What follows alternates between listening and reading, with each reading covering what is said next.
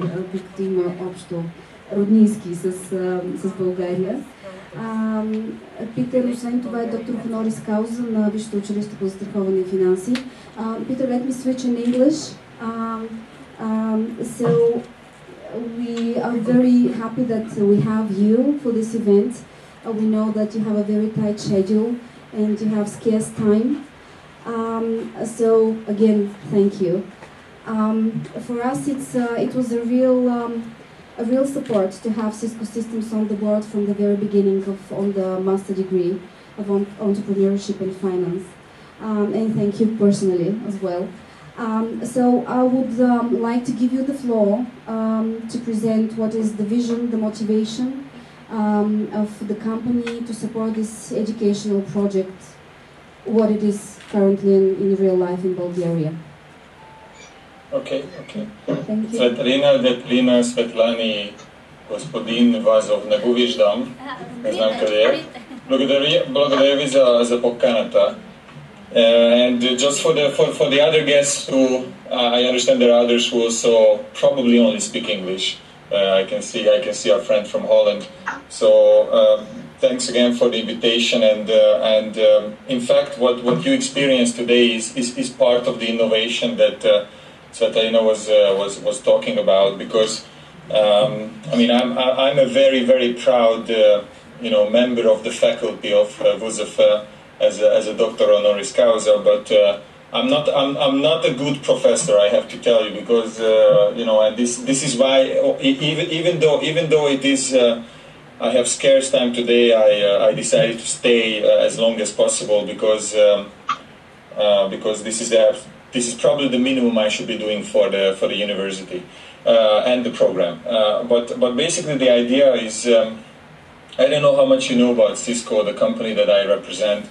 I mean, what you need to know about the company is that it's a Fortune 50 corporation, which is basically one of the icons of Silicon Valley.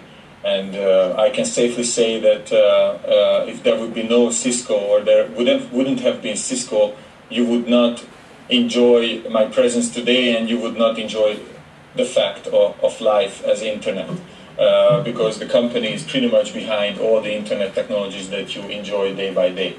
And what I wanted to share with you is probably a little bit broader, because basically management and innovation, people think about. I used to study in the United States, actually in Silicon Valley, and people think that innovation is happening somewhere in a garage, where two boys are coming together and they do. Companies like Google and Facebook and things like that, which is absolutely correct. So it's correct. But this is probably 1% or less than 1% of innovation. And the rest happens every single day in every single product category across the board. And I have to tell you that when you do an analysis of, for example, technology and technology innovation, you would find that 75-80% of the value is derived in very traditional industries. And I was so happy to see that you have partnerships with companies like Devin, and I also saw that some representatives are going to be here from the insurance industry as well as other industries, because basically this is the whole point. This has to be a multidisciplinary and my advice to you as students and professors that the broader look you take, the better it is going to be. Because what our role as a technology company is to actually give you a highlight what technology in general is able to do for your business. And I'm looking for probably the next speaker is going to be, I don't know, maybe Thomas from Devin, and I'm sure he's going to talk about the fact that what additional services can you add on top of water, what customer relationships you can build with the help of technology, and maybe the very core of the company that he represents. And I don't want to steal his show, by the way, I don't know him, but I can imagine that the very core of his company that he represents is water. Which, by the way, I even drink in Budapest, and that's absolutely true because I have a friend who brings it from Bulgaria. But actually, what else? How do you improve your business essentials, and what innovation you can attach to it? And this is why I would like you to forget for a moment about the garage firms, because some of them have become very, very successful. But think about innovation as a broad concept, and think about technology of how it can help you to build your business, and the combination of the two, and this is where your role as the institute, as well as the whole university, VUZF, comes together, is that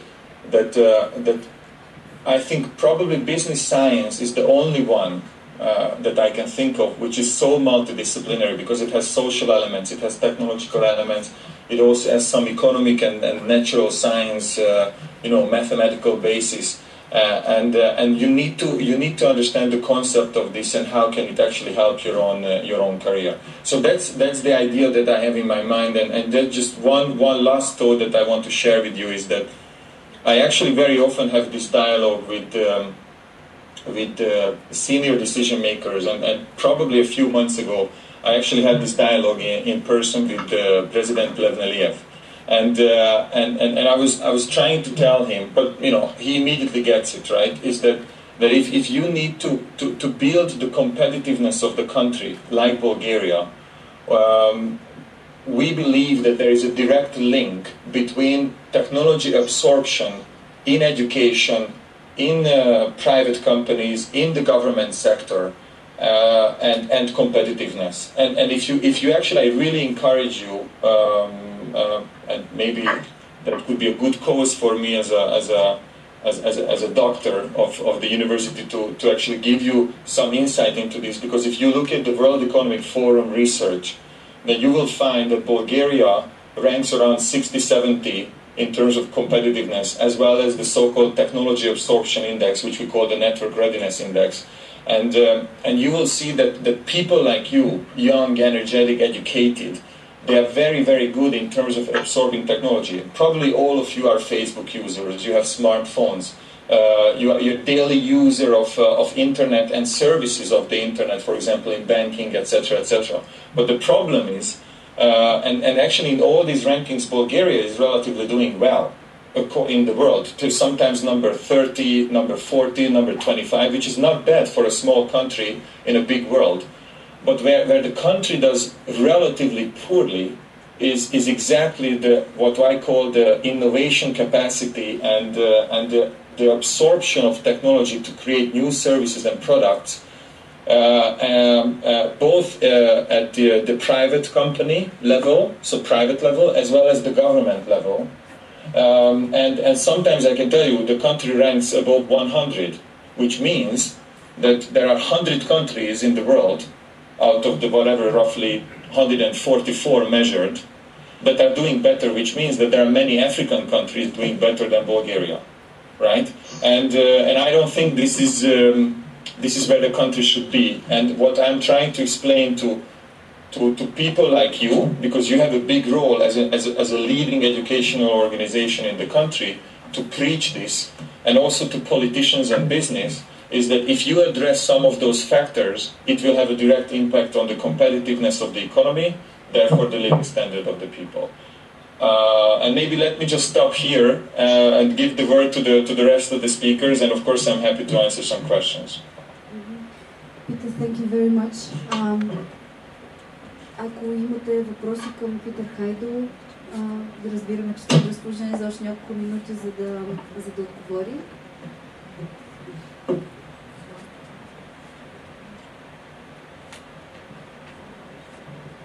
Първи въпрос винаги е най-труден. Не може да направим следното. За последния даваме 20 лева. Добре. Peter, thank you very much. I guess that the audience is a bit shy at the beginning of the event. Of course. This is fine. I'll be waiting, and then hopefully there will be more questions, right? Thank you. Thank you very much for your time and contribution to the event.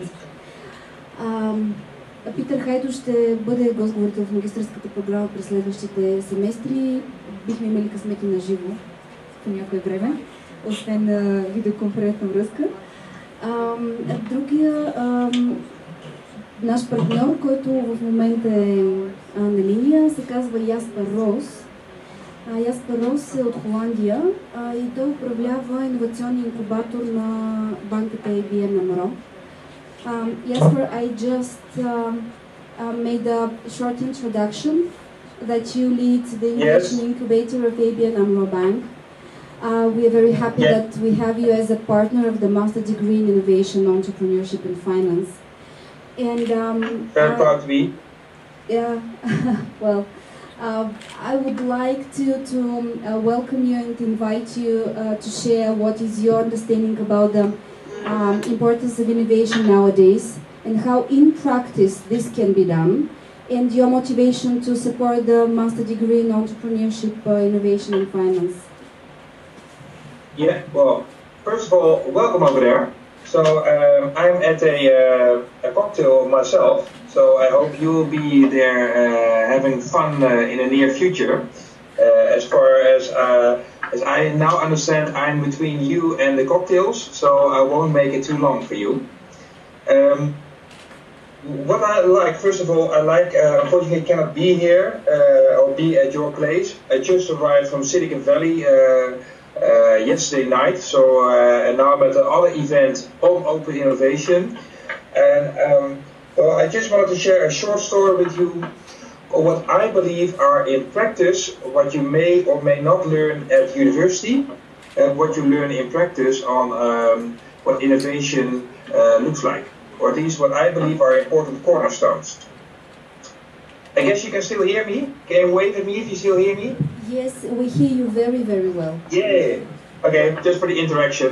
So the first thing that I realized, whether it's a Silicon Valley environment or Bulgarian or the Dutch environment, in which I believe innovation really works, is when we get out of our head and start doing stuff with our hands, to dare to experiment. Which is difficult. I work for a bank, so we as bankers are not used to call, to dare to do something which might fail, because we're a bit of a shy people who want to make money but don't want to take risks.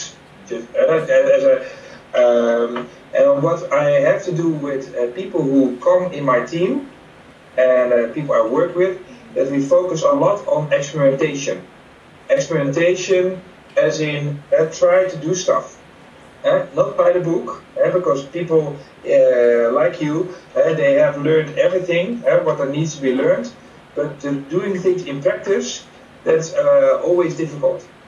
And so what I do with my team, I would like to encourage you to think for yourself what taboos you might have for yourself, or where you're afraid of.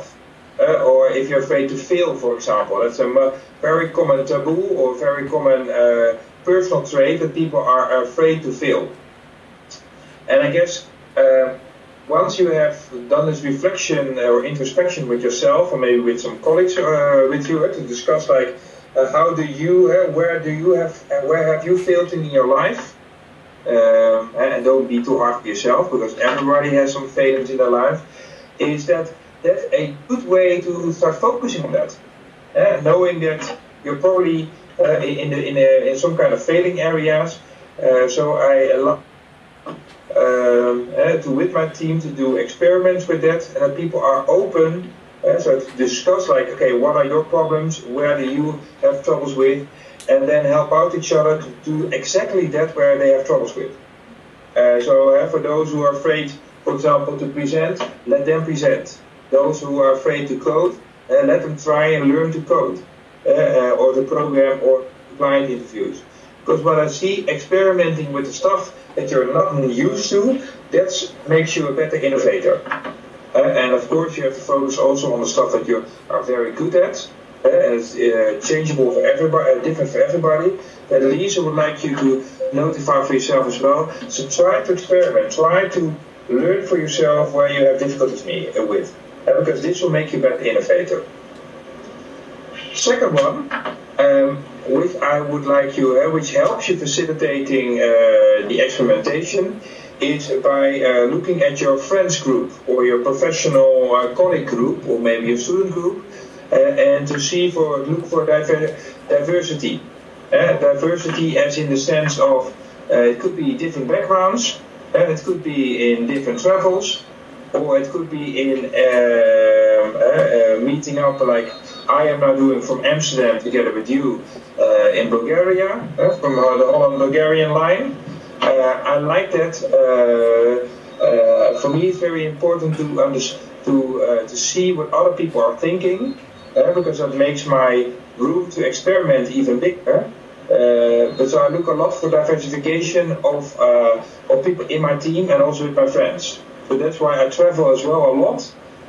So yesterday Silicon Valley, today in Amsterdam, one day in Dublin. I have the luxury of traveling. My wife doesn't like that, by the way. My kids neither. But I see it as something for myself which is really important to diversify myself all the time. But also reading other stuff than just The Economist or just Innovators Weekly. I love all those magazines on fashion. I love whatever I can find, what I can read upon, not only on tech, but also a lot of other stuff. I know this makes me a better innovator, to diversify myself. Last but not least, the third one. So how to create an innovation culture. And that's one of the stuff that I'm personally busy with. I researched this together with 2 universities. That's the role of humor, or of having fun. So innovation is an art. That's fun. You want to be busy with that. You want to dream it. And that's actually, to me, that's the cult of the amateur in a positive sense. And so you're all being trained to be professional innovators, which is very good. I believe I'm a professional innovator as well. But above all, I love what I do. Like the former presenter discussed as well, being in Silicon Valley, there's a lot of this innovation. It's just there. When you talk to the people, when you meet over there, it's just there. You have the same in Shanghai or in Berlin or India or even in Brazil. It's booming with innovation. Nairobi, like Kenya, I guess one of the hottest places in the world right now to do innovation. And what I like is just to explore yourself as well by having fun. I do a lot of research on this topic as well. So how do we create an innovation culture? And one of the most important things for me and for the companies I investigate with is how to let go of taking yourself too serious. And that's, to me, one of the biggest roadblocks of innovation, of becoming a good innovator. That you just you should be focusing on your goal, but you always should be able to look for the anomalies or the paradoxes. And by knowing how to laugh about that, you know how to create new energy. Because humor creates a lot of energy most of the time. But that's what my goal to you would be, is that you as a group have fun as well. And not thinking like, oh no, it's not efficient because it doesn't make any sense. Believe me, I read all the time, I see this with my own team, with myself as a person, with all the companies I investigate or I diversify with. It's really important to have fun, because then you'll be a good innovator. And so for me as well, that's why I like working together with different universities, different cultures. I love working with Leaf, and I'm happy to be part of that and hope to see a lot of you. So you can always Skype, phone, whatever me or visit me, because I really believe by bringing together all those parties, that will not only make you a better innovator, but also me. As it is a mutual relationship, and I like it a lot. So have fun, I would say. Go for drinks afterwards. Cheers. Cheers, Yasper.